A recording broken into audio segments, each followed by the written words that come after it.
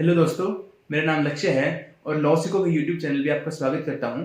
आज की इस वीडियो में हम जानेंगे जब भी कोर्ट कोई जजमेंट या फिर डिक्री पास करती है तो उसे कैसे एग्जीक्यूट किया जाता है, कैसे इम्प्लीमेंट किया जाता है। चलिए समझते हैं। देखिए, जब भी कोई डिक्री या फिर कोई जजमेंट किसी के अगेंस्ट आती है तो अब उसकी वो ऑब्लिगेशन बनती है कि जो वो डिक्री या फिर ऑर्डर आया है वो उसको इम्प्लीमेंट करे, यानी एग्जीक्यूट करे। देखिए, आगे कंफ्यूजन ना हो इसलिए हम पहले 3 टर्म्स को समझेंगे। First instance court, second decree holder, third judgement debtor. देखिए, फर्स्ट इंस्टेंस कोर्ट वो कोर्ट होती है जो सबसे पहले कोई ऑर्डर या फिर डिक्री पास करती है। सेकंड डिक्री होल्डर, देखिए किसी भी ऐसे इंसान को जिसके फेवर में कोई डिक्री या फिर कोई जजमेंट पास होती है तो वो डिक्री होल्डर होता है। नाउ थर्ड जजमेंट डेटर, अब कोई भी डिक्री या फिर जजमेंट किसी की अगेंस्ट आती है तो वो जजमेंट डेटर होता है। तो इसी केस में जो ये जजमेंट डेटर होता है उसका वो ऑब्लिगेशन बनता है कि जो भी वो ऑर्डर वो डिक्री आया है वो उसे इंप्लीमेंट करे, एग्जीक्यूट करे। चलिए एक एग्जांपल से समझते हैं। देखिए, रोहित अंकित के ऊपर एक 20,000 का सूट फाइल कर देता है और इस केस में जो कोर्ट होती है वो भी रोहित के फेवर में रूल कर देती है, यानी रोहित हो जाता है डिक्री होल्डर और अंकित हो जाता है जजमेंट डेटर। और जो वो 20,000 का अमाउंट होता है वो होता है जजमेंट डेट। अब जो जजमेंट डेट है वो अंकित को रोहित को पे करना होगा, यानी कि जो वो 20,000 अमाउंट है वो अंकित को पे करना होगा। तो इससे हमें पता चला कि जो जजमेंट डेटर है उसकी वो ऑब्लिगेशन बनती है कि वो उस डिक्री को, ऑर्डर को इंप्लीमेंट करे। चलिए अब जानते हैं कि कौन सी कोर्ट इन ऑर्डर या फिर जजमेंट को एग्जीक्यूट करते हैं।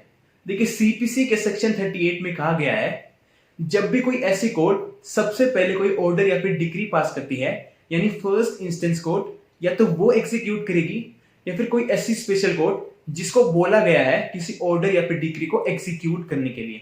फॉर एग्जाम्पल, कोई ऑर्डर या फिर डिक्री या तो फर्स्ट इंस्टेंस कोर्ट एग्जीक्यूट करे या फिर फर्स्ट इंस्टेंस कोर्ट नहीं, अपने किसी सब ऑर्डिनेट कोर्ट को बोला है किसी ऑर्डर को एग्जीक्यूट करने के लिए। चलिए अब जानते हैं कि किसी ऑर्डर को एग्जीक्यूट करने के लिए क्या हम किसी दूसरी कोर्ट को बोल सकते हैं या नहीं, यानी एग्जीक्यूशन के रिस्पेक्ट में किसी कोर्ट को हम ट्रांसफर कर सकते हैं या नहीं। चलिए जानते हैं। देखिए, सेक्शन 39 में कहा गया है कि जब भी कोई डिक्री होल्डर अपनी फर्स्ट इंस्टेंस कोर्ट में जाके कोई एप्लीकेशन लगाएगी कि उसे अपने ऑर्डर या फिर जजमेंट की एग्जीक्यूशन के लिए कोर्ट को ट्रांसफर करना है, तो फर्स्ट इंस्टेंस कोर्ट कुछ ही कंडीशंस में उसे ही ट्रांसफर करेगी। चलिए उन सब कंडीशंस को जानते हैं। फर्स्ट, जिस जगह पे ट्रांसफर हो रहा है उसी जगह पे जजमेंट डेटर रहता है या फिर अपना बिजनेस चला रहा है। सेकंड, अगर जजमेंट डेटर की प्रॉपर्टी अगर फर्स्ट इंस्टेंस कोर्ट की ज्यूरिसडिक्शन में नहीं है। थर्ड, अगर किसी ऑर्डर से किसी प्रॉपर्टी का सेल होना है और वही प्रॉपर्टी अगर फर्स्ट इंस्टेंस कोर्ट की ज्यूरिसडिक्शन में नहीं है तो तब भी उसे ट्रांसफर किया जा सकता है। एंड द लास्ट, अगर कोर्ट किसी और कोर्ट को एग्जीक्यूशन के लिए खुद ही बोल दे तो तब भी ट्रांसफर हो सकता है। चलिए सीपीसी के सेक्शन 51 को समझते हैं, जो कि कोर्ट के किसी एग्जीक्यूट करने की पावर या फिर उसकी ज्यूरिसडिक्शन को बताता है। देखिए, इस सेक्शन में कहा गया है कि किसी ऑर्डर को एग्जीक्यूट करने के लिए आप कोर्ट में ओरल या फिर रिटन एक एप्लीकेशन लगाओगे और फिर उसके बाद कोर्ट आपकी डिक्री को इंप्लीमेंट कर देंगे, या तो आपके मोड से या फिर जैसे कोर्ट को फिट होगा या फिर जैसे कोर्ट को ठीक लगेगा वो उस चीज को फिर इंप्लीमेंट कर देंगे।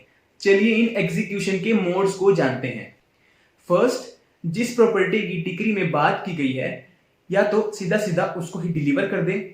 सेकंड, या फिर उसी प्रॉपर्टी को सेल कर दें। थर्ड, या फिर किसी रिसीवर को अपॉइंट करके उसे एग्जीक्यूट किया जा सकता है। And the last, by the means of arrest and detention. देखिए, जब भी कोई किसी ऑर्डर या फिर डिक्री को इंप्लीमेंट नहीं करता है तब इस मोड का यूज किया जाता है, लेकिन इससे पहले कोर्ट एक वार्निंग भी देती है, यानी कि कोर्ट उससे पहले एक शो कॉज नोटिस इश्यू करती है जिसमें बताना होता है कि आपको कोर्ट क्यों अरेस्ट ना करे। So friends, this was all for today's video. Hope करता हूं कि आपको ये कंसेप्ट समझ में आया होगा। Thank you so much for watching.